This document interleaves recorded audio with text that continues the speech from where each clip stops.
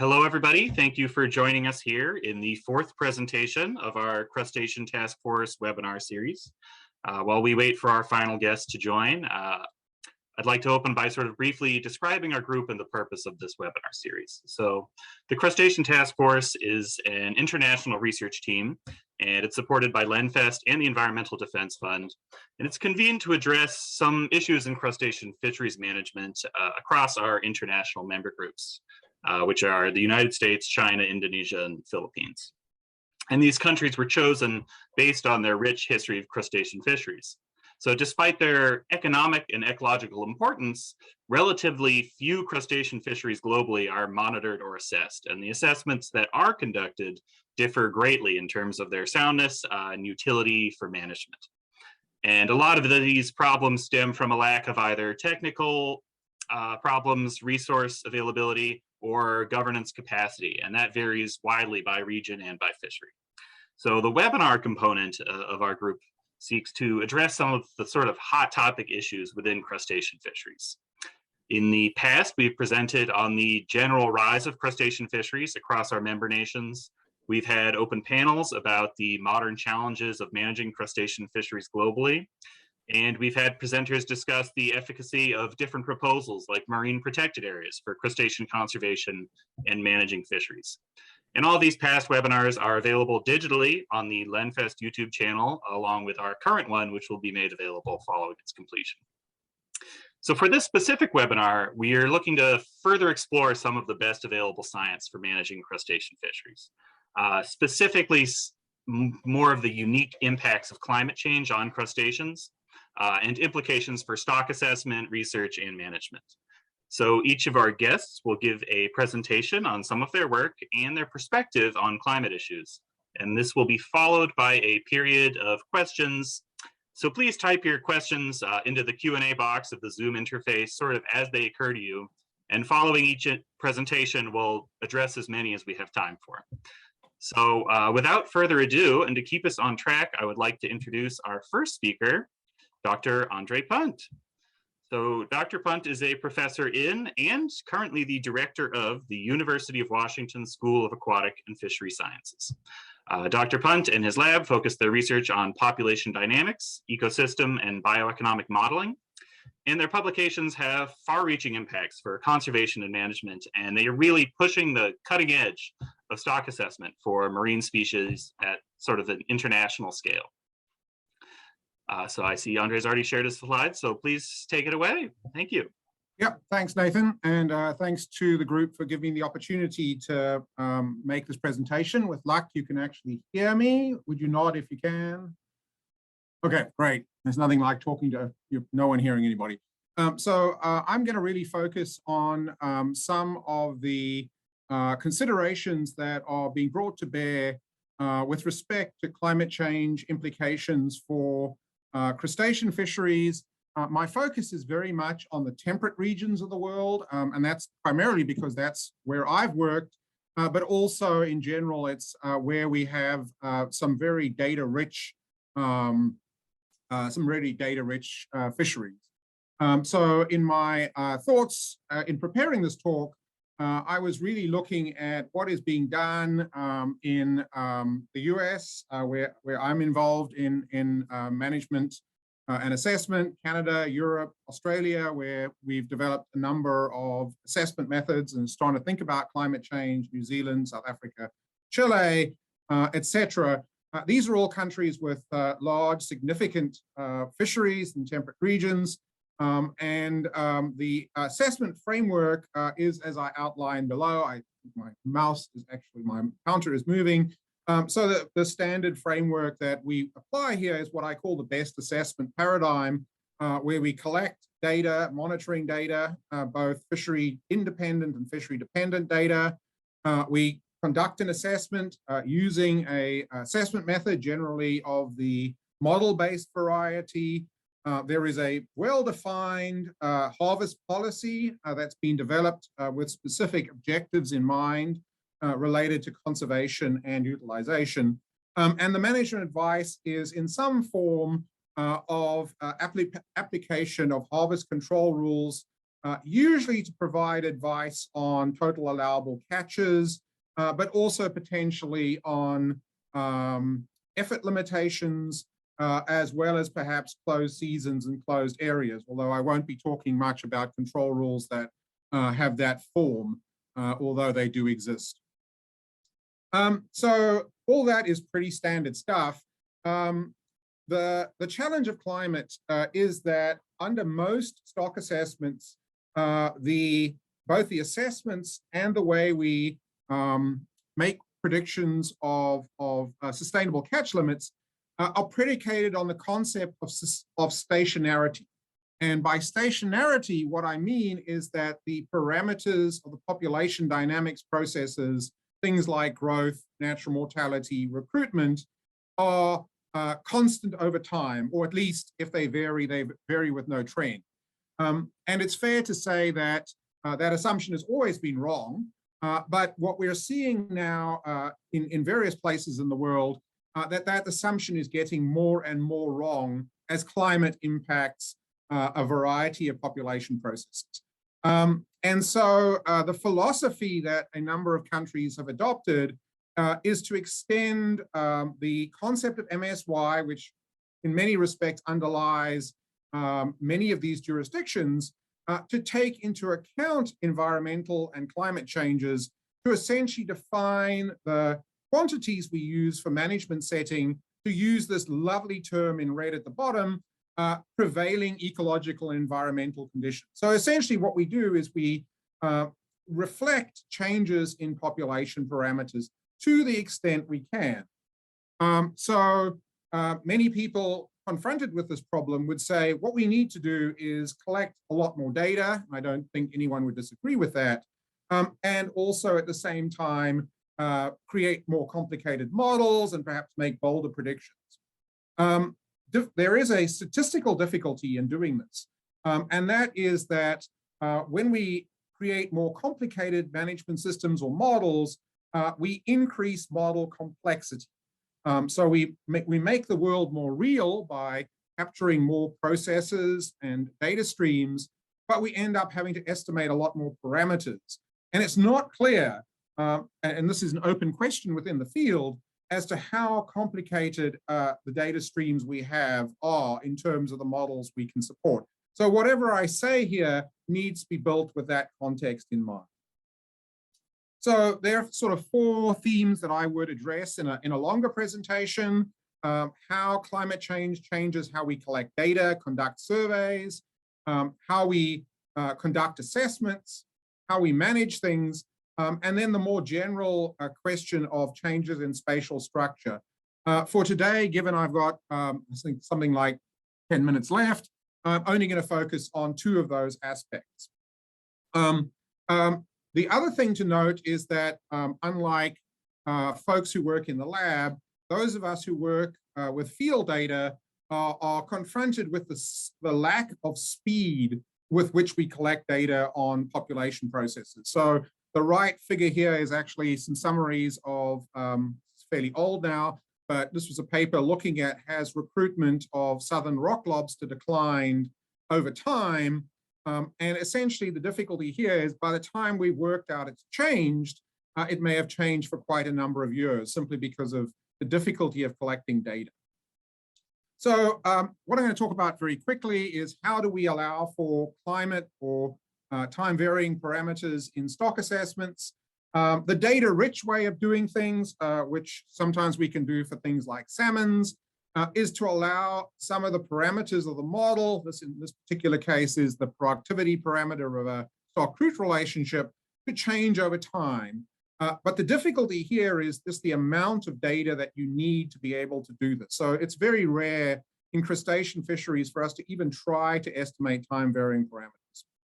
A more common approach is to essentially look for changes in parameters in a rather discrete sense, and I'll get onto an example or two of that in a moment. And then finally, the third approach is to relate the parameters of our models to environmental variables, which has a long history in fisheries science. Unfortunately, it's also a very unsuccessful history where we've tried to relate recruitment to environmental factors, generally unsuccessful. To just touch on quickly how we've approached time varying parameters may be related to climate is how we've addressed the issue of estimating reference points for two of the major stocks of crab in the Bering Sea. And essentially what we've done is we've looked, this is a stock crude plot, so recruits per spawner and spawners here. And essentially what this approach does is it looks for the optimum point at which the stock recruitment relationship seems to have changed, the red points versus the black points. Each of these panels is a different stock recruit relationship. So the key point here, though, is the models that we adopted eventually have the advantage that they match a known environmental change. And I think that's a very important aspect.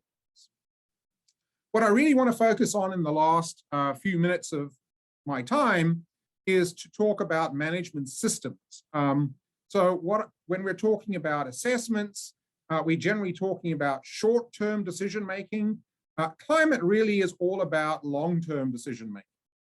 And in particular, a sizable amount of work is being conducted to look at what policies are going to be appropriate in a changing world. And we use a technique called management strategy evaluation.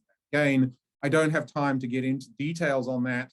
There are a number of papers that have used MSE for crustacean stocks.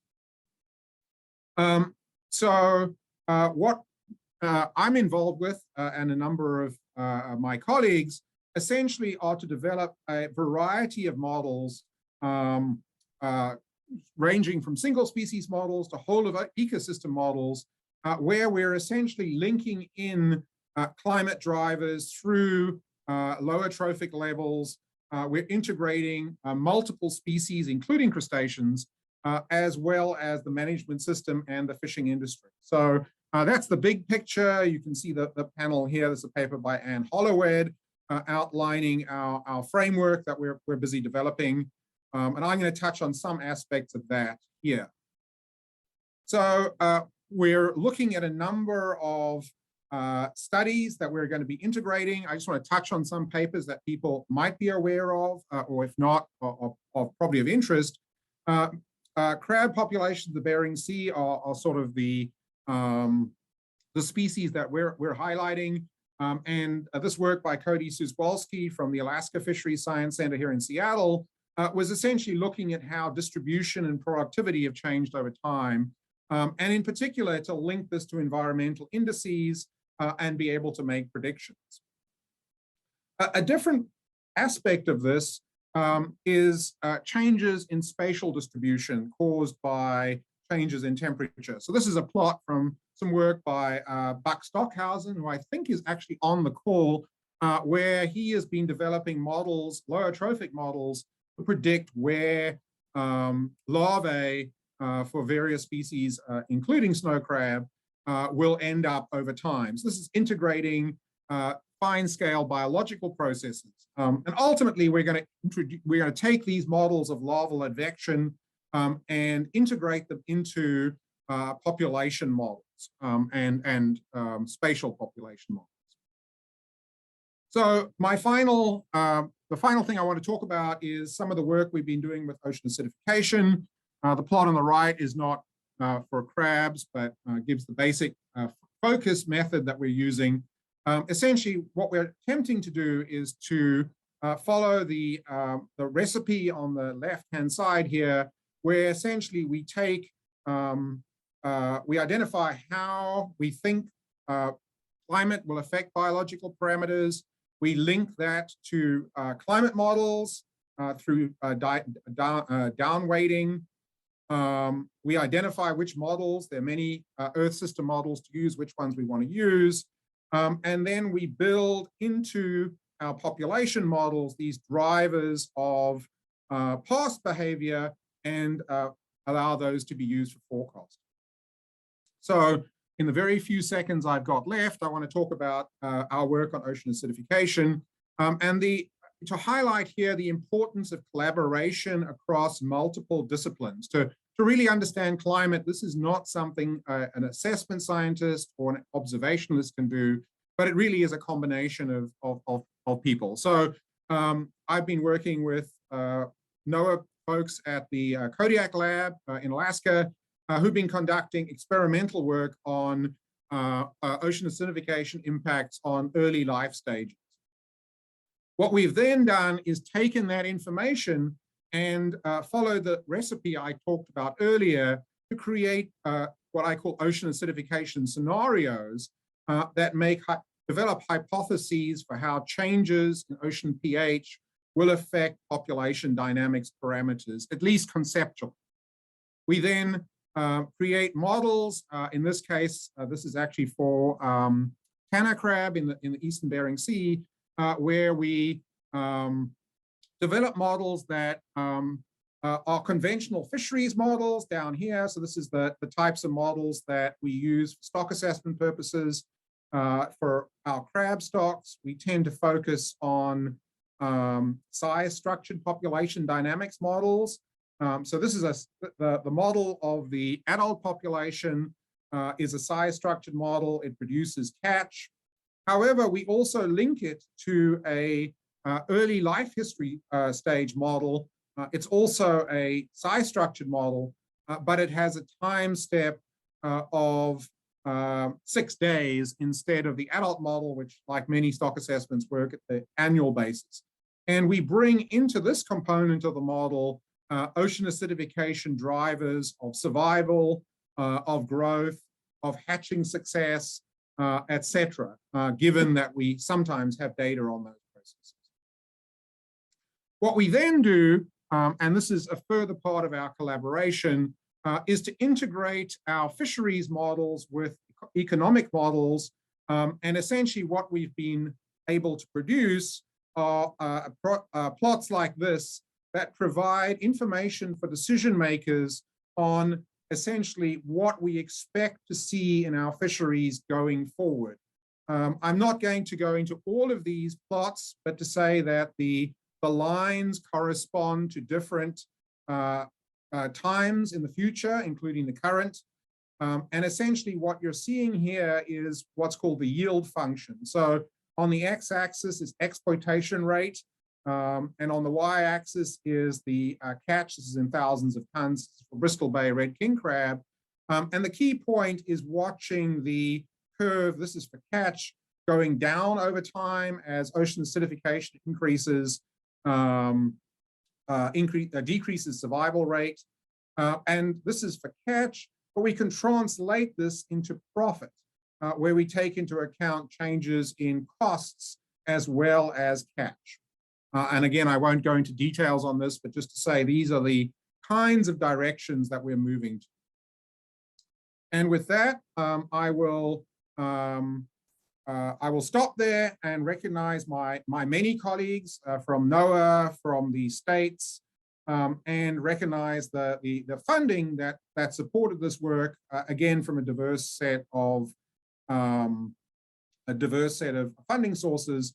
The final point I would like to note is what we are still working with is continuing to work on is how we integrate not just what happens locally, but how that impacts the global market for crustaceans. So crustacean fisheries are obviously significant contributors to international trade in marine products.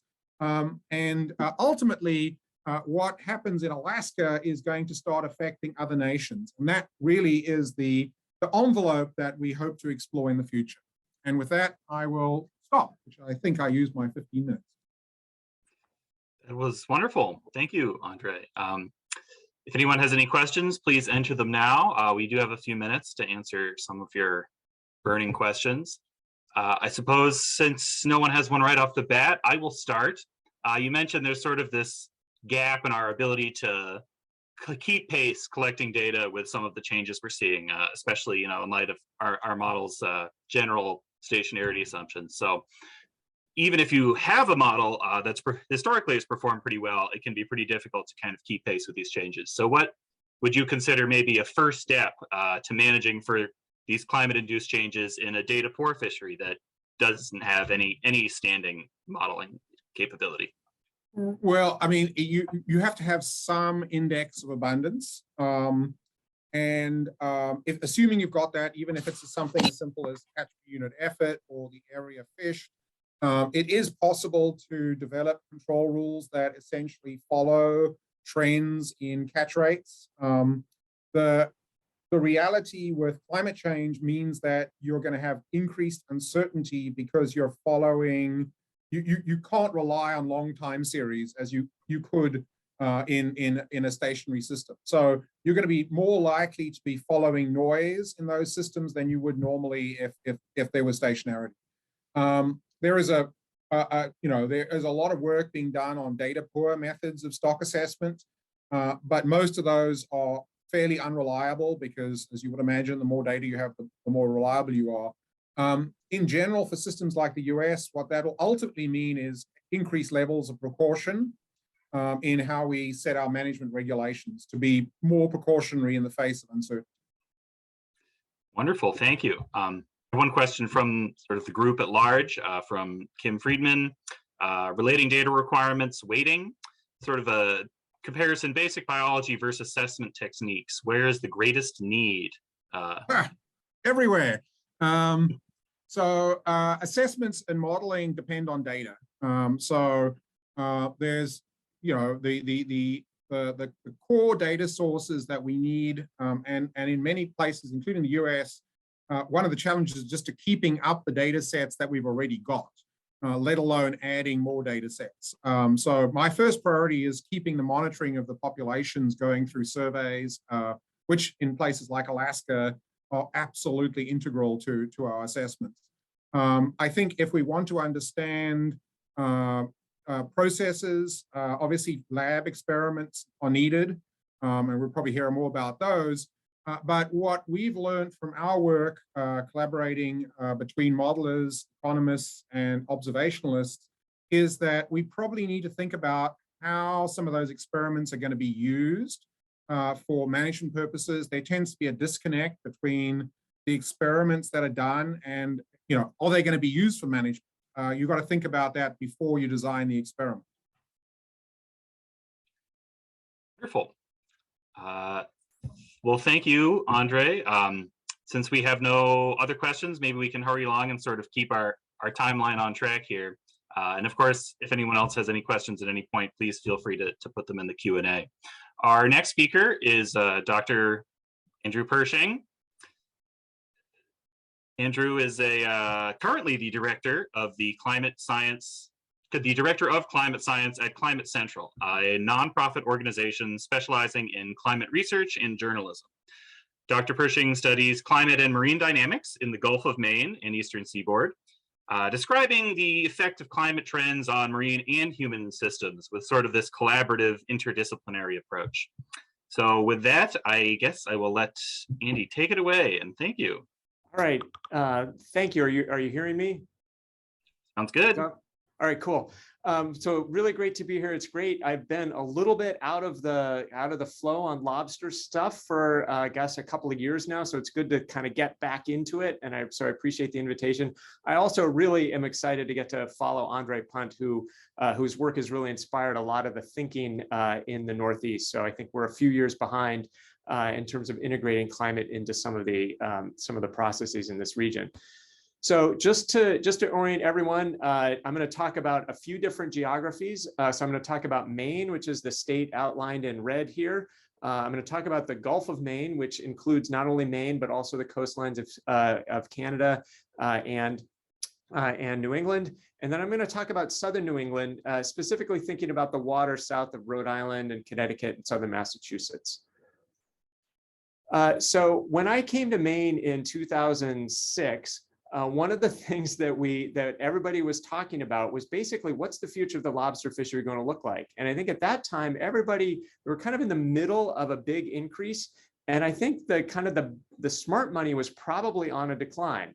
And this increase, 500% increase since 1990 in the fishery, is just not something you expect to see in a lot of fisheries. It's really not something you expect to see in a fishery that's really old.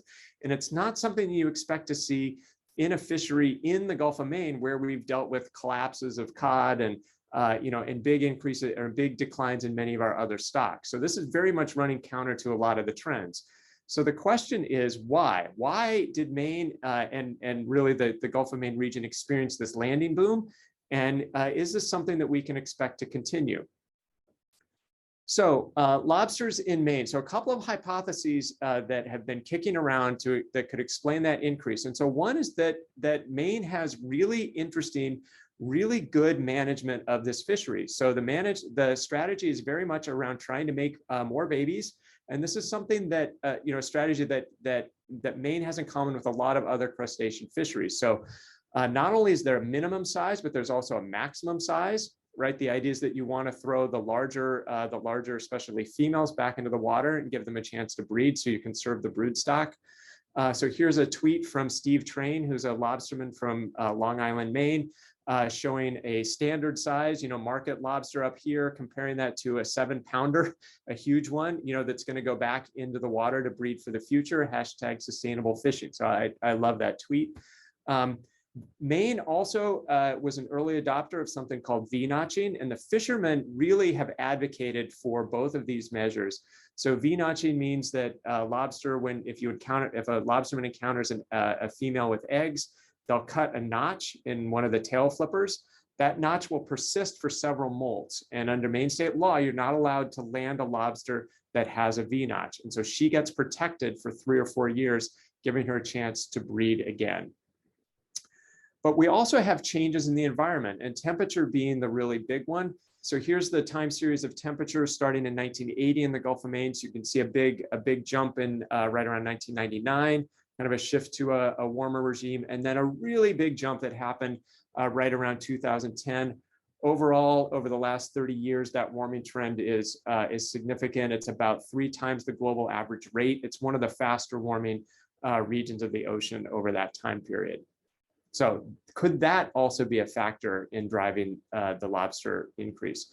So Arnaud Lebris and so I know Arnaud is on the call, so hello Arnaud, put together a model to try to answer this question and to try to tease apart these various hypotheses and then try to be able to set us up to make a projection for the future.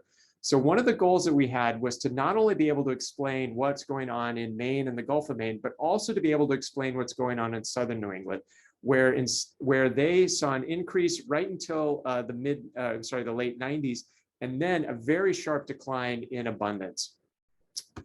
So we want a model that can actually prognostically reproduce these trends. And so we're going to tune the model to data from the stock assessment, as well as some other data sources over this period, try to be able to recreate the patterns that we see, and then use that model for a projection. And the model that Arnaud developed has a lot of really interesting temperature-dependent biology. And so this was informed by various data sources, by biology, as well as by the stock assessment model. So temperature-dependent recruitment, temperature-dependent growth and maturation, and also temperature-dependent mortality. And that latter term is meant to capture some of the gradients in the predator field that we know we have in this region, where we have a higher diversity predator community in the south, and we wanted to actually incorporate the potential movement of that predator field to the north. So one of the great things you can do in a model is you can do experiments, and so we can do things that we couldn't do in the ocean, and one of them was to hold temperature constant at the 1980 through 2010 average. And so if you hold that temperature average, that actually is a little bit of warming relative to the start time in 1985. And so you get a little bit of an increase in Maine, and you get an increase and then a little bit of leveling off in southern New England, but you don't get the full range of change. If we use the actual observed temperatures, then we get much closer, especially in Maine. We don't get quite as close in southern New England. In Arnaud's paper, we actually resolved this by adding an additional mortality term that represents shell disease in that environment, which is an important part of the story in southern New England. But overall, adding temperature gets us these trends. But then we also can look at the fishery aspect, getting back to that hypothesis that the Maine fishermen have, And so we can essentially do the counterfactual where we flip management regimes. So we have in the Gulf of Maine, we imagine a fishery that landed large lobsters. And in southern New England, we imagine taking the Maine rules and protecting the large lobsters in that environment. And as you can see, we're not able to recreate those patterns. And so it leads us to the conclusion that, especially in Maine, that we really are talking about both of these factors coming into play. That if we hadn't had the conservation measures that protect the larger females and we hadn't had warming, we would not have gotten the boom. That it really is both of those two acting together roughly at the same level. So what about the future? So for the future, we're going to have to use climate projections. We ran our model out to 2050 because that's roughly the time period where you start to see the various climate scenarios start to diverge. So we used the high CO2 scenario, but it wouldn't really matter which scenario we used. And we modeled 3 different temperature levels. So a moderate warming, the median warming here, the dark red line, and then more extreme warming at the top. So we could get an idea of kind of what the range of temperatures we're likely to see and how that projects onto the fishery. So when we run that model, as you can see, the model says, as we saw before, that lobster should increase, and it's able to capture that. All of the models show a decline in lobster over from now until 2050. Under the warm scenario, so just moderate warming, the decline is less steep than it is under the hot scenario. So if we have the really more extreme warming, then we expect that the population will decline even more. But one of the key things to point out is that, even under this hot scenario, we're talking about abundances of lobsters that are similar to what Maine had in the 1990s or early 2000s, when Maine still thought of itself as a lobster state. So it really is, not so much that we're losing the fishery. That's not part of the projection, at least out to 2050. But it's that we're potentially coming off of that boom, and it's really, do we come off of that boom in a steep way or in a more gradual way? So I want to leave you though with a couple of other ideas, and one is other aspects that temperature has on conservation related to these crustacean fisheries. So this is a figure from the 4th National Climate Assessment. It highlights the marine heat waves that we observed, and the data stopped in 2016, so we've had a few more since then. But 2012, Gulf of Maine, this was one of the first marine heat waves reported. Lobster were a part of that story. 2014, 2015 in the Pacific, Dungeness crab are part of that story. And one of the things that we highlighted in the climate assessment was that these events show that the U.S. is at risk for significant impacts from extreme events. These unusual events are going to become more common and more severe in the future as global warming accelerates. And they expose vulnerabilities that can motivate change. And one of the things we were trying to get when we say vulnerabilities that can motivate change is that a lot of those vulnerabilities come about from the interactions. And so that was very much a part of the story in 2012 in the Gulf of Maine. And it explains why I have both Dungeness crabs and humpback whales here in this figure. Because in 2015, the Pacific blob event led to changes in the behavior of the Dungeness crab fishery. It led to changes in the behavior of whales, where you started to see an increase in entanglements on the West Coast. So crustacean fisheries use rope in many places, certainly the major ones in the US do. Rope is a risk to marine mammals. So here's a right whale. Right whales are heavily endangered. There's a right whale in the Gulf of Maine that's trailing gear, likely from lobster gear. This is constraining the recovery of this species and actually leading to a decline and a lot of concern right now. We're seeing now similar entanglement rates on the West Coast. So this is a fluke of a humpback whale that washed ashore with Dungeness crab gear wrapped around its tail. This is the data that I got from NOAA on whale entanglements, showing entanglements in the east. That's the orange line, and in the blue on the West Coast. One of the things I want to point out, this is not a rigorous analysis by any means, but I'm sort of flagging this because I think this is something that's worthy of further study. 2012 in the Gulf of Maine was a marine heat wave. 2016 was a marine heat wave. 2018 was a marine heat wave. 2015 in the Pacific, in the West Coast was a heat wave. 2016 was a heat wave. 2018. I don't know that it necessarily qualifies as a heat wave, but it was quite warm in those years. So there is this potential that there's a connection now between the impact that these fisheries are having on marine mammals, with temperature playing a role. So some quick summaries, and I want to highlight again the citation for our nose paper at the bottom. So we were able to, in our nose work, look at temperature impacts on growth, maturation, reproduction, and mortality, and then use that to make projections. And Andre, I think, gave some really great pathways by which we can start to incorporate that understanding into catch advice and into management decisions. Temperature has a potential to impact the interaction between crustacean fisheries and other animals, in this case, whales. And that's likely due to changes in both the behavior of the fishery in terms of when and where fisheries are getting prosecuted, and also due to changes in the whales' behavior during these heat wave years. And the other thing, one last thing to point out is that many crustacean fisheries, certainly the crustacean fisheries in the United States, are very carbon intensive, especially relative to many of the finfish fisheries. And that's due to generally smaller vessels and also the need for bait. And so that dependency on carbon, on energy, may constrain the future economic performance of these fisheries, especially as we start to go into a world where our goal is to not have carbon emissions. And so if you have an industry that's really carbon dependent, it's now vulnerable to the changes in the economic and energy sector that we need to have in society to avoid some of the higher warming scenarios. So thank you very much. It's been really fun to talk to all of you.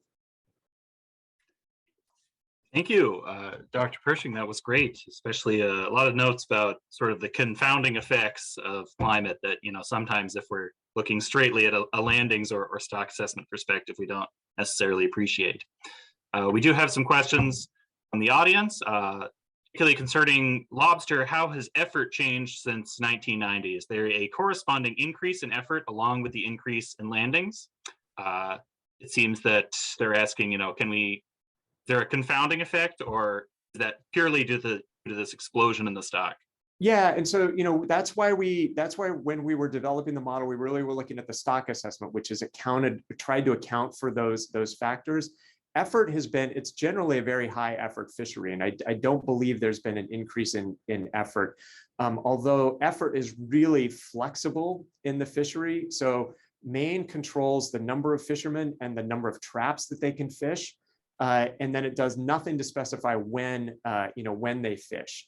And so there probably has been an increase in effort in recent years. Certainly you're seeing people with bigger boats fishing more traps, or fishing a higher proportion of their trap limits during the year. There's also been a movement in the fishery generally offshore that I know Yang and his group have tried to look at. And there's probably a temperature and climate link to that as well. Certainly it might, yes, improve upon your chances of fishing through the winter if you're going to catch 3 times as much as you did a few years ago. Right. Our next question is, have you presented your model projections to lobster fishery stakeholders, specifically within the context of climate adaptation? Should small businesses in the midst of this big boom start to think about climate issues now? So the answer is yes to that, and the answer is also yes, that we have presented this to industry, and that the industry reaction to this paper was there's some fascinating I think sociological work that could be done on the reaction to this work. Members of the fishing industry, the harvesters, were generally really receptive, because it underscored things that they've been saying about the value of their conservation methods that they really developed and fought for, and that kind of real ownership that they feel over the fishery. It had a very opposite reaction among the dealers and processors, who did not want to hear anything about a decline, because they're trying to cut deals and get loans and get financing, and they worried that that a clear-eyed look at the potential future of the fishery might put their funding in jeopardy. And that's I think something that we all have to grapple with climate, is that we're often talking about a different world than we have now. And so if you're making your investment case based on, as Andre said, on like a stationary environment, and we're showing you that there's a non-stationary environment, like that's, that's information that, that's needed throughout the supply chain. Great. That is all of our group questions. I, of course, have quite a few that I would love to ask, but I think in the interest of staying on schedule, we'll press stroller along, and hopefully we have time for a few more at the end. So our next speaker is Erin Fedua. She is a research fishery biologist for NOAA at the Alaska Fisheries Science Center. At the Alaska Fisheries Science Center, her research is specifically targeted towards informing critical stock assessment data gaps, driving better understanding of the biological responses to climate change, and developing and implementing ecosystem indicators to support effective management of Bering Sea crab stocks. And with that, I will hand it over. Please take it away, Erin. Thanks, Nathan. Can I just get quick verbal confirmation that you can see my slides and hear me? You can. Looks great, and you sound great. Okay, awesome. Thank you, everyone. It's great to be here today. It's been interesting to hear the speakers before me, and I think I'm going to jump right in with my plan today really being to present a climate change crustacean case study of sorts, focusing on Bering Sea snow crab. And kind of my bigger picture hope here is that it might provide some insight for global crustacean fisheries under a changing climate that we've all acknowledged. Bering Sea snow crab really is an iconic crustacean fishery in the US, thanks to newspaper headlines, star roles and TV shows that some of you might be familiar with, and my personal favorite, dinner buffet. Snow crab really are fittingly named because they're typically found in these subarctic and Arctic regions.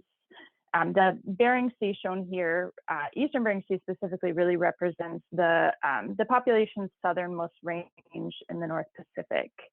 And the kind of interesting part about looking at the Bering Sea is that we generally delineate the northern and the eastern Bering Sea because they functionally are characterized as two distinctly different ecosystems. So historically, the northern Bering Sea has really functioned as this Arctic ecosystem, whereas the eastern Bering Sea has historically functioned more as a subarctic ecosystem. And we've obviously all acknowledged that warming temperatures and loss of sea ice in this system have really transformed the Bering Sea, and snow crab face a unique challenge in this context because they're cold adapted. Sea ice dynamics really strongly influence both climate and ecosystem structure in the Bering Sea. So shown here in the middle shelf of the Bering Sea, as the spring sea ice melts, it leads to the formation of a cold pool of bottom water that we fittingly call the cold pool. So these bottom waters are characterized as less than 2 degrees Celsius, and it's where Arctic species like snow crab tend to concentrate.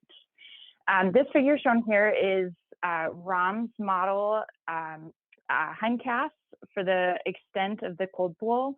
And you can see from 2014 to 2021 that those darker colored temperatures are basically showing the spatial extent of that cold body of water. And kind of the takeaway, the thing to notice here is that, initially in glancing at it, you'll notice that 2018 and 2019 were kind of these record low, unprecedented years in the Bering Sea. Given that, the cold pool extent was the lowest on record in 2018. And the other important thing to note here is that these really unprecedented warm conditions have been attributed to anthropogenic warming in the Bering Sea with fairly high confidence. What does this mean for snow crab? So this figure is showing immature snow crab abundances represented as those little green densities overlaid on bottom temperatures from our 2015 to 2019 Eastern Bering Sea bottom trawl survey data. And the takeaway here, you'll notice that juvenile snow crab always tend to kind of appear in these northeast nursery grounds in the Eastern Bering Sea because these cold water habitats are thought to provide refuge for predators like Pacific cod that tend to avoid the cold pool.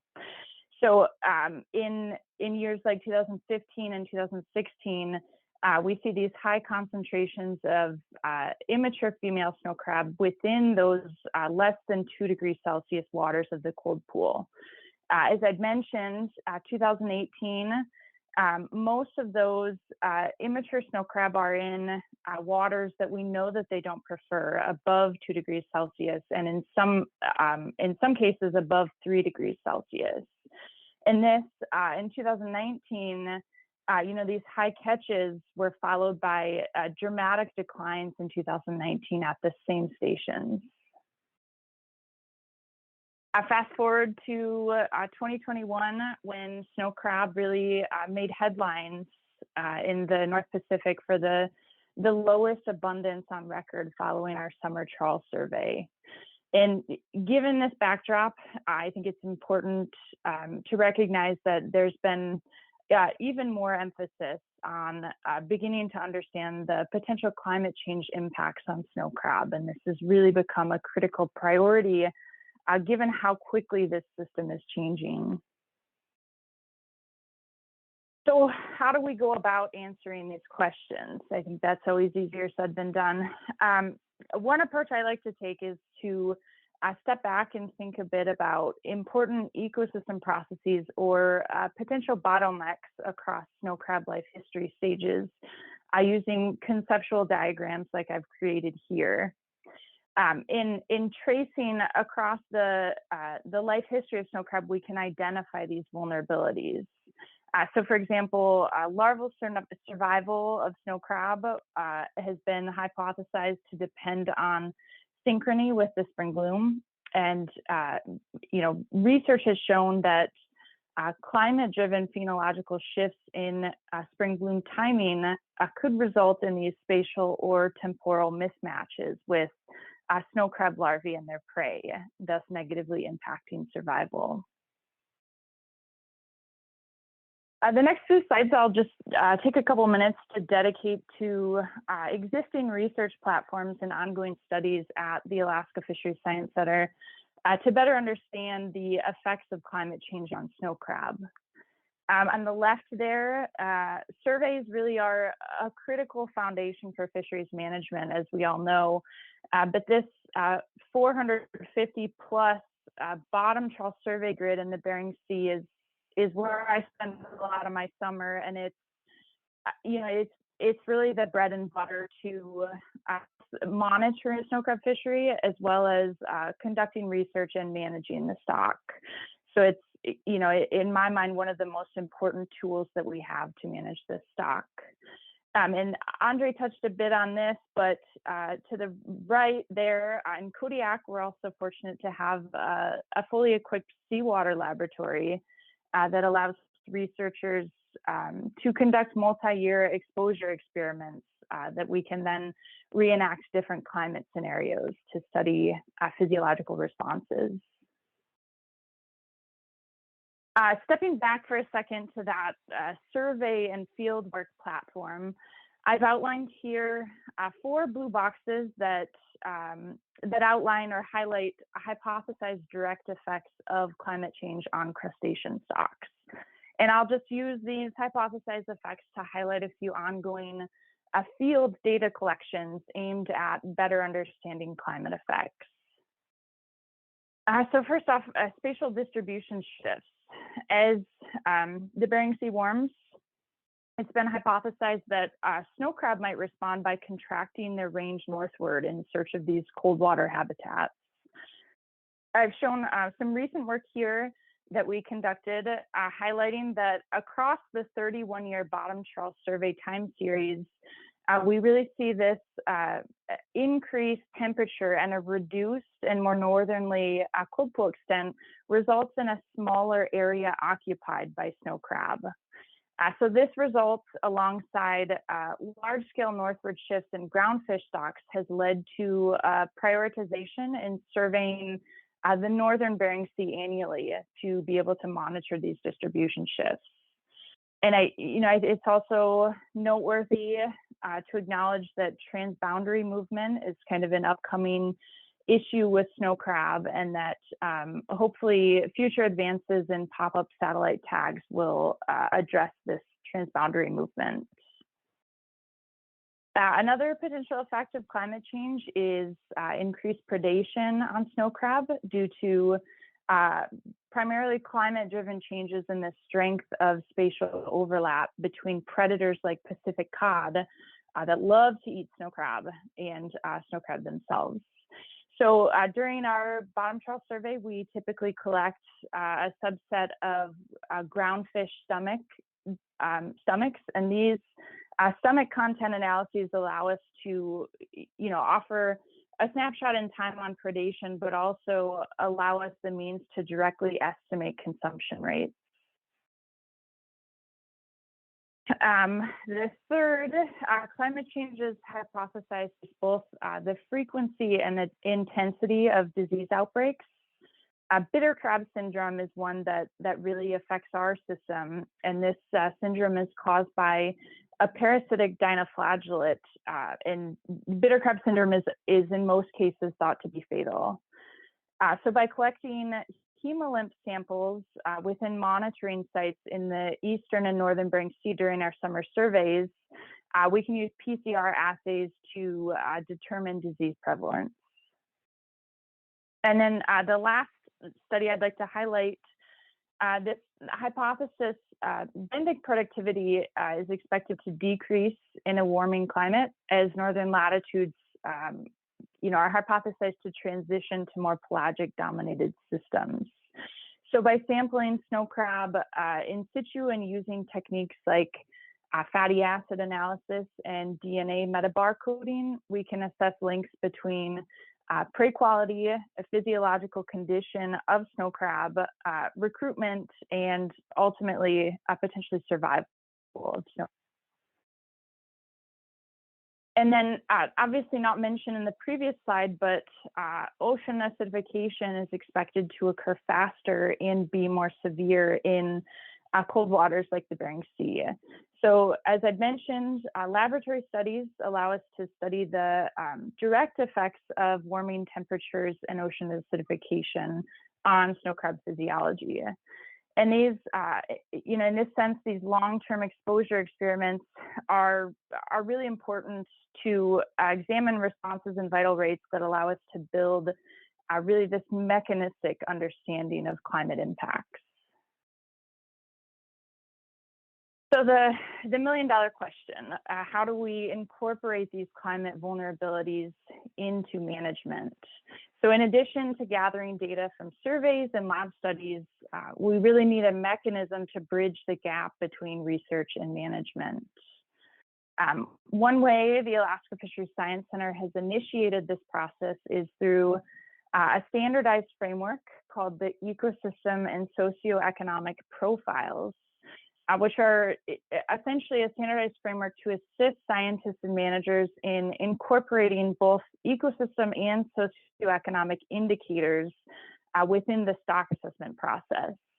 So in the interest of time, I won't go into a ton of detail here, but the ecosystem and socioeconomic profiles, or ESPs, it's basically a four-step process to produce a document or a report that's included as an appendix in safe or stock assessment evaluation reports. And the kind of the bread and butter of the ESPs are the development of ecosystem and socioeconomic indicators. And when I talk about indicators here, I'm really talking about quantitative measurements of ecosystem or economic processes that we can link to stock productivity. So an example of some of these indicators that have been proposed or developed for the snow crab ESP, this here is showing three physical indicators, the Arctic oscillation, cold pool extent, and chlorophyll A biomass. And in this example, this table on the right-hand side is highlighting the mechanistic understanding for why we may have selected a given indicator given either a hypothesized or a published link with snow crab recruitment or productivity. So the Arctic oscillation is a great one here, that we have published studies that have linked poor snow crab recruitment with positive values of the Arctic oscillation. We can also develop both lower and upper trophic level indicators, as well as socioeconomic indicators. So I won't go into a ton of detail here, but a couple examples of these, I'd mentioned bitter crab syndrome prevalence, given that we know there are direct links to survival of snow crab, as well as temperatures occupied by snow crab, given that we know that the snow crab are really a cold adapted species and prefer these cold water habitats. And also I talked about being able to use those stomach data to calculate annual consumption rates, Pacific cod consumption on snow crab. We can then evaluate indicator trends relative to the long-term mean for either the most recent assessment year or if there's a specific reference period of interest. And we can use this just doing a simplistic traffic light approach. So, obviously red light meaning cautionary, poor conditions for the stock.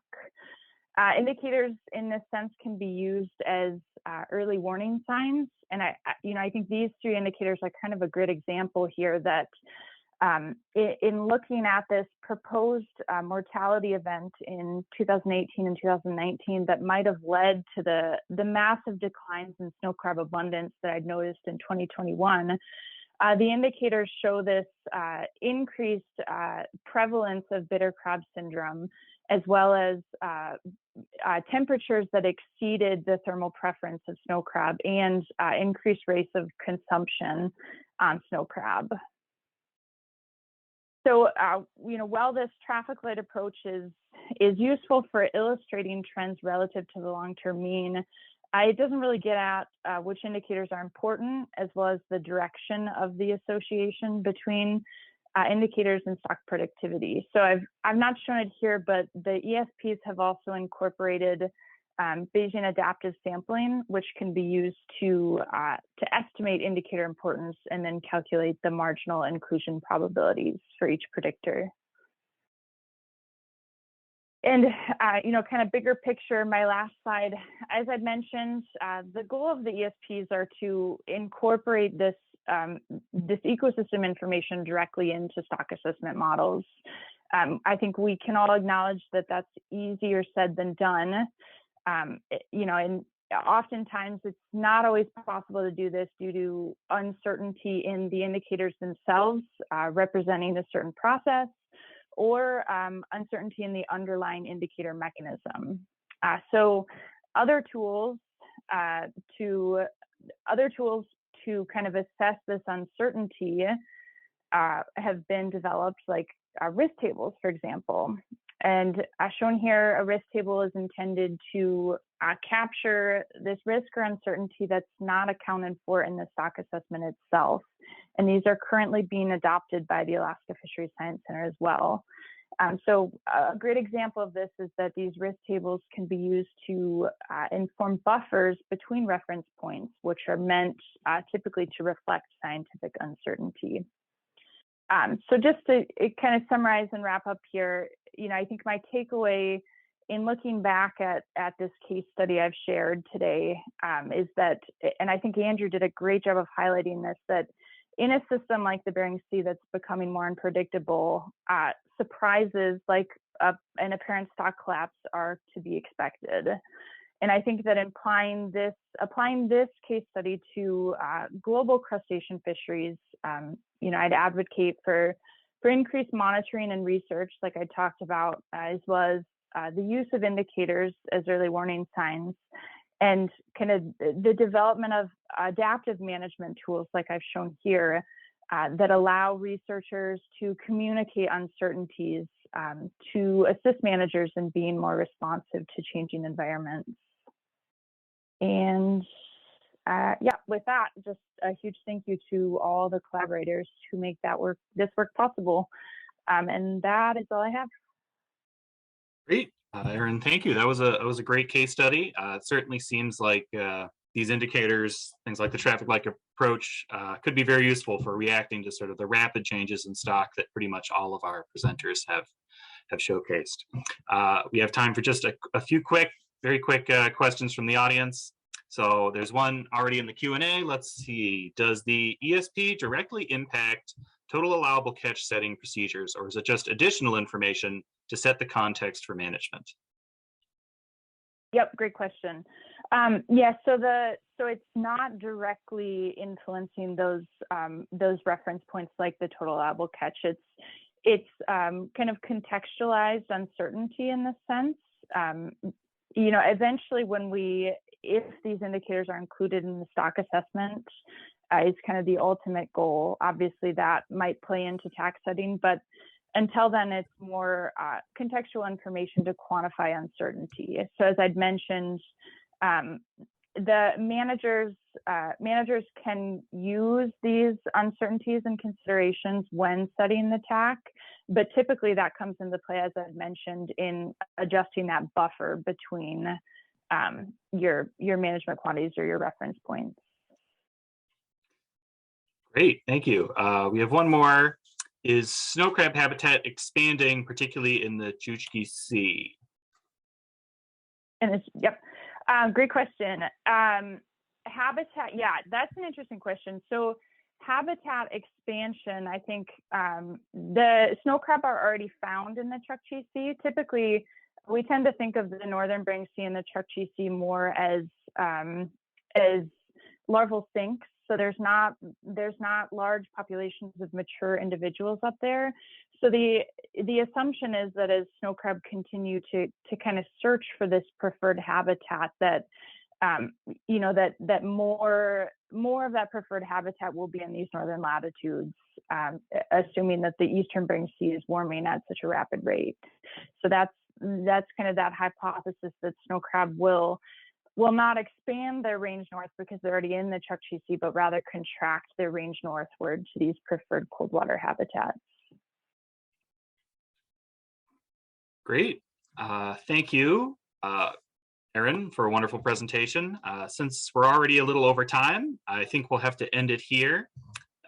But to close, I would like to wholeheartedly thank our speakers for taking the time to educate all of us, as well as our attendees for their viewership and thought-provoking questions. So I, Nathan Wilsey, will continue to host the Crustacean Task Force webinar series with our next webinar focusing specifically on stock assessment, or stock enhancement rather, and to what event restocking can be an effective tool for crustacean fisheries. The date on that one is to be decided, but we will be distributing through the usual channels, so I hope you can attend us on our next webinar. Please enjoy the rest of your day and refer anyone who may enjoy our talk here today to the LenFest YouTube page, where recordings of all past webinars and this webinar will soon be available. Thank you, everybody. And thank you in particular, Andre, Aaron, and Andy. Take care, everybody. Thanks. Yeah, thank you for having us. Cheers.